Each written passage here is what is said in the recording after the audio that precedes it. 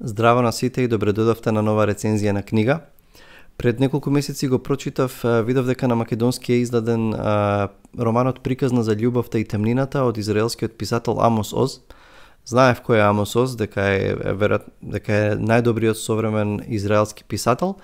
Меѓутоа немав ништо читано од него. Го прочитав тој роман мемоар кој што зборува за неговиот живот и всушност има и филм кој што се уште не сум го гледал со истиот наслов. Натали Портман ја игра главната улога и всушност тоа е прв филм што таа го режира, она е режисерка на тој филм.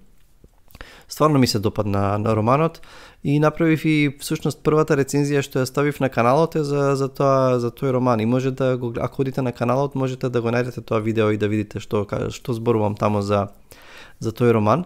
Меѓутоа сега не одам пред месец и пол, пред сајмот на книга што се одржа во септември, видов дека издавачката куќа Антолог го најави и романот Јуда, кој што всушност е последниот роман што тој го напишал пред да почине пред неколку години.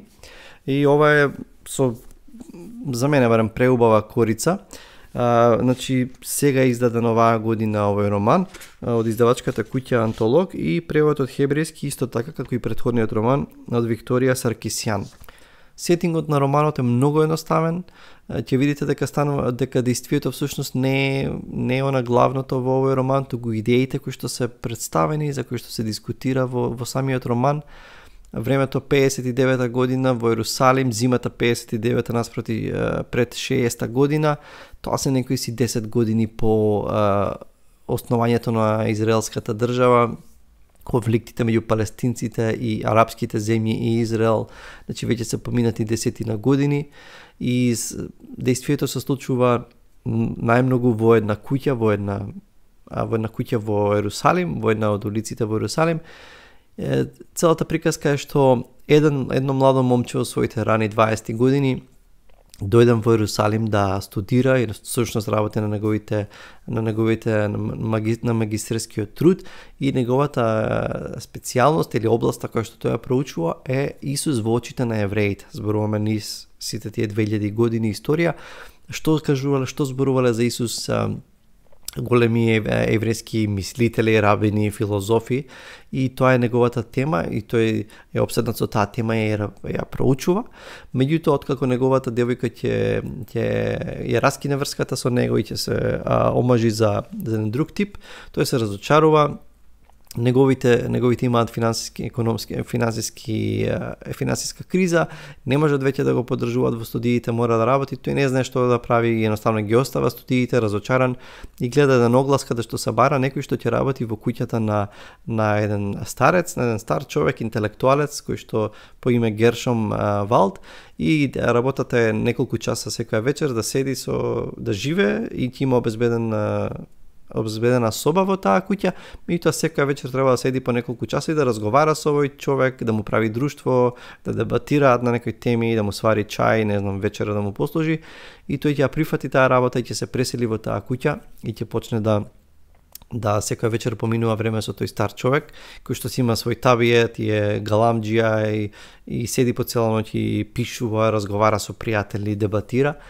И интересното е што во истата куќа живее една жена, 45 годишна, мислам дека е во романот, Аталија Абрабанел, и на почетокот не е јасно каква е поврзаноста со овој старец. Всушност таа го најмува ова момче Шмуелаш да живее тамо, таа е привлечна, тој ќе се фасцинира од неа, едноставно ќе се влюби, ќе биде обземен со неа, меѓутоа таа има одредена мистерија околу неа, таа е затворена и недостапна за некој. Тој знае дека е недостапна за некој, меѓутоа не може да си помогне, едноставно е обземен од неа.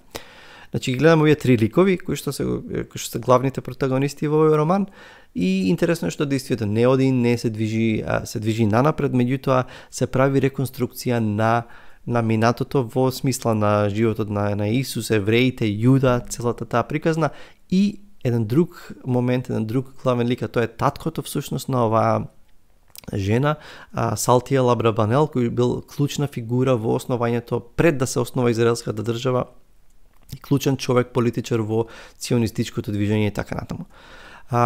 Интересно е што гледаме што се случува помеѓу овие ликови, како што поминува времето всушност, како се создава одредена интимност и помеѓу Шмуел Аш, ова момче и тој старец Гершом Валд, низ нивните разговори, едноставно како полека се отвара минатото, се отвараат некои болни точки од животите на двајцата, подоцна и Аталија Абрабанел, значи ќе почне да комуницира со ова момче. И таа ќе почне да открива некои моменти, иако е воздржана, студена, таа ќе почне да открива некои болни моменти од минатото. И интересно е што има две главни нишки или идеи кои што се представени во овој роман. Како што кажав, значи не е действието главното, туку действието се одвива во 3 месеци во таа зима во Иерусалим. Тонот е меланхоличен, зима во Иерусалим, добро, со тоа не е некаква си страшна зима, меѓутоа сепак е Амос така ја представува, студено време, има одредена меланхолија, тој живее, Шмуел Аш живее на мансардата горе, гледа како надврдува ветерот, лисијата паѓаат, не знам, кепенците тропаат и така натаму. Значи има меланхолија, има болка во романот, меѓутоа не е мрачен роман, не е тежок роман во таа смисла. И првата нишка е она што е неговата експертиза и влегуваат во разговори со Гершом Валд за Исус и како евреите го гледале него. Низ историјата има многу интересни размислувања од другата страна, како познати рабини или мислители еврејски што кажувале за Исус, како го гледале, и тука е всушност и ликот на Јуда. Јуда кој што станал синоним за предавство, за предавник, и всушност и христијаните многу пати ги имаат поистоветувано евреите со Јуда, со предавници на спасителот на христијаните. Имал големо непријателство и погроми и големи зла направени од страна на христијаните низ историјата врз евреите во Европа, и тука се истражува таа врска меѓу тоа и меѓу овие два народа.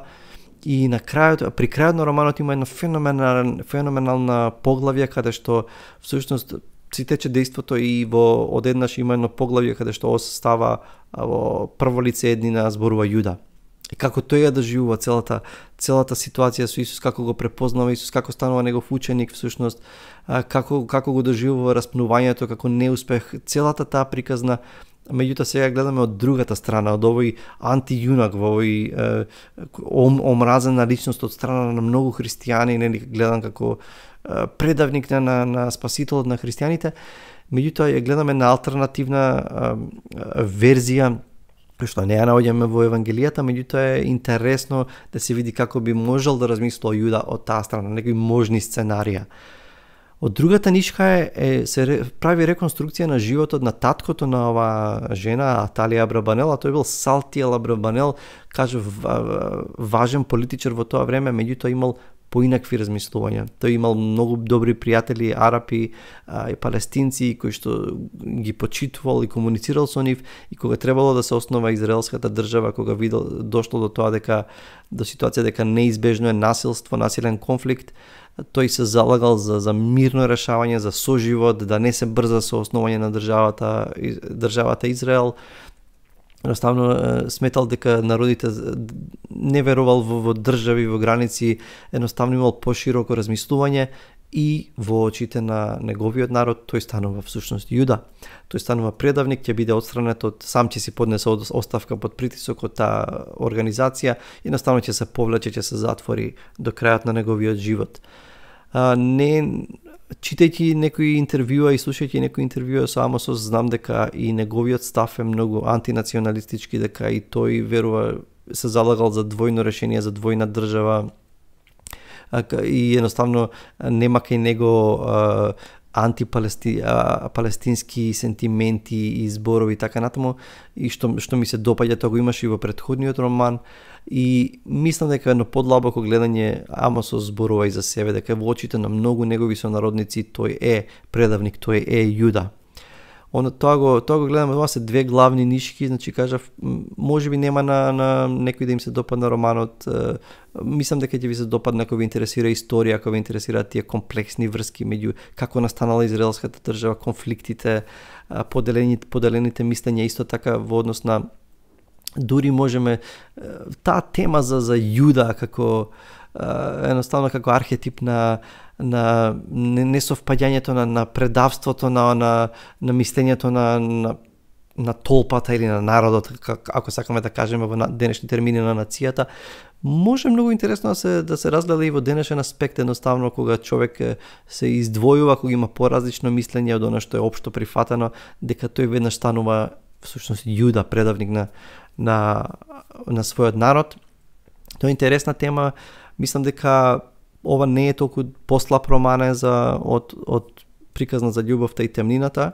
Тој ми се допадна повеќе, меѓутоа уживав и во овој роман. Всушност, интересни теми, интересни идеи. Опасноста е кога представуваш роман во кој што сакаш да изложиш главна работа, да бидат идеите кои што сакаш да ги пренесеш. Опасноста е дека тоа ќе ќе доминира, а приказната и самото действие, сюжетот ќе страда.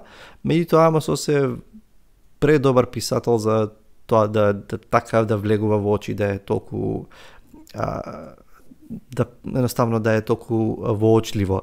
Мислам дека на добар начин всушност го избегнува тоа. Значи Јуда од Амос во издание на Антолог со убава корица. Го читав, уживав овој роман, последен роман што Амос го издал пред да умре пред неколку години. Истражува темата на предавството, на Јуда, на неприпаѓањето и мене ми се допадна.